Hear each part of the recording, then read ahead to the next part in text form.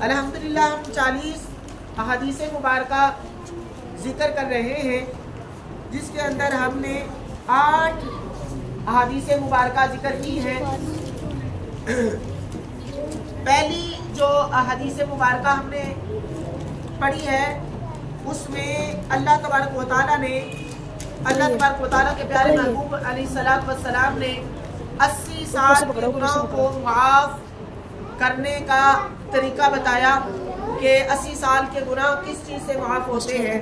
آپ صلی اللہ علیہ وسلم نے فرمایا کہ جمعہ کے روز جو شخص سرکار دو عالم صلی اللہ علیہ وسلم کی بارگاہ میں 80 مرتبہ درود پاک پڑھے گا، اللہ تبارک و تعالیٰ اس کے 80 سال کے گناہوں کو معاف فرما دے گا۔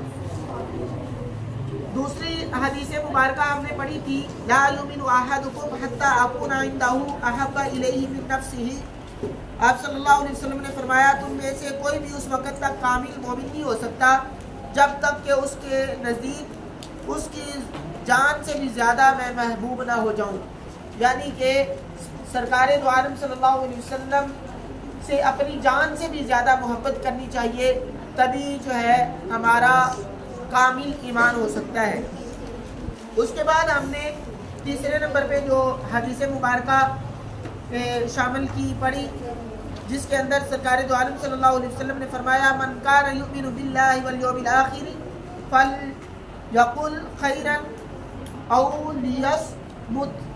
آپ صلی اللہ علیہ وسلم نے فرمایا اللہ اور قیامت پر جو ایمان رکھتا ہے اسے چاہیے کہ بھلائی کی بات کرے یا خاموش رہے۔ اس حدیث مبارکہ میں فرمایا گیا کہ اگر بولنا ہے تو بھلائی کی بات کرتے ہوئے بولو، ورنہ تم خاموش رہو۔ اس کے بعد آگے ہم نے چوتھے نمبر پر جو احادیث مبارکہ ذکر کی، آپ صلی اللہ علیہ وسلم نے فرمایا یسروا ولا تعسروا واسکنوا ولا تنفروا۔ آپ صلی اللہ علیہ وسلم نے فرمایا کہ آسانی پیدا کرو، تنگی نہ کرو، لوگوں کو تسلی و تشفی دو، نفرت نہ لاؤ، یعنی دین میں سختی نہیں ہے، لوگوں پہ تنگی پیدا نہ کرو بلکہ دین کے اندر آسانیاں پیدا کرو۔ اس کے بعد 5ویں نمبر پہ ذکر کیا گیا کر بلا ہو بلا، یعنی حدیث پاک میں ہے من فرج عن مسلم کربتا فرج اللہ عنہ کربتا من کربات یوم القیامہ۔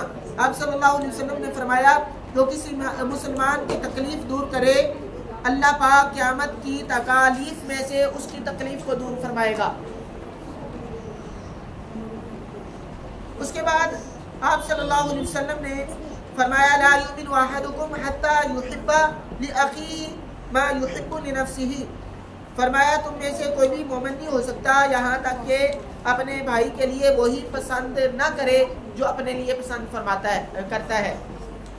اس حدیث مبارکہ سے پتہ چلا کہ اپنے بھائی کے لیے بھی وہی پسند کرنا چاہیے جو اپنے لیے بندہ پسند کرتا ہے۔ اس کے بعد کامل مسلمان کے حوالے سے فرمایا گیا کہ المسلم من سلم المسلمون من لسانہ و یدہ۔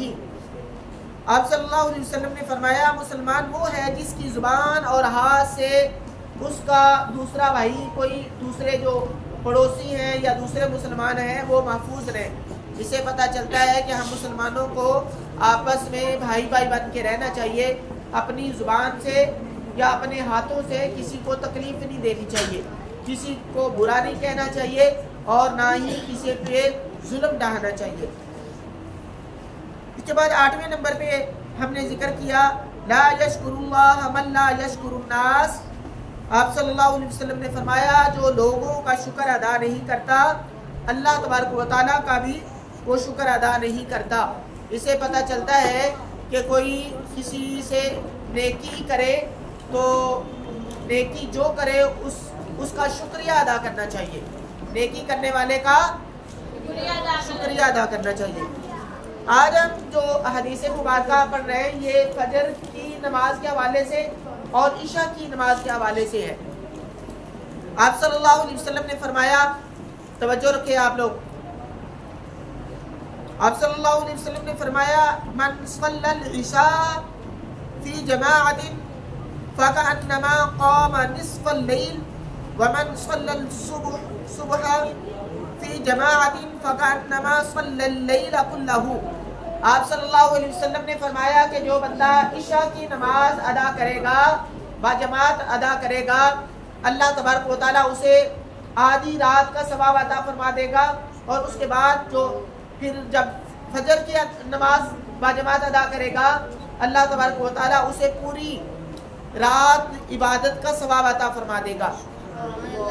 اس سے پتہ چلتا ہے کہ ایک تو اس کے دو مطلب نکلتے ہیں۔ ایک یہ کہ جو بندہ عشاء کی نماز باجماعت ادا کرے گا، اللہ تبارک و تعالیٰ اسے آدھی رات عبادت کرنے کا ثواب عطا فرما دے گا۔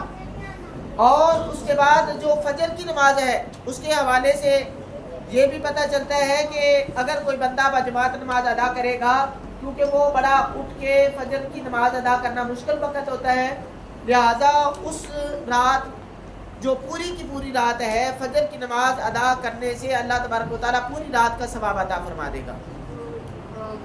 یا تو اس حدیث پاک سے یہ پتہ چلتا ہے کہ فجر پہلا آدھا حصہ جو ہے رات کا، اس میں عشاء کا ثواب، اور دوسرا حصہ رات کا جو ہے اس میں فجر کا، اور ایک سے پتہ چلتا ہے کہ عشاء کا آدھی رات کا، اور فجر کی نماز پڑھنے سے پوری رات کا اللہ تبارک و تعالیٰ ثواب عطا فرما دے گا۔ یہ تھی نماز فجر اور عشاء کے حوالے سے حدیث مبارکہ۔ اللہ تبارک و تعالیٰ ہمیں باجماعت ساری کی ساری نمازیں باجماعت ادا کرنے کی توفیق عطا فرمائے، اور خصوص بالخصوص عشاء اور فجر اس کی بھی پابندی کرنے کی توفیق عطا فرمائے، تاکہ اللہ تبارک و تعالیٰ ہمیں پوری رات کا ثواب عطا فرما دے۔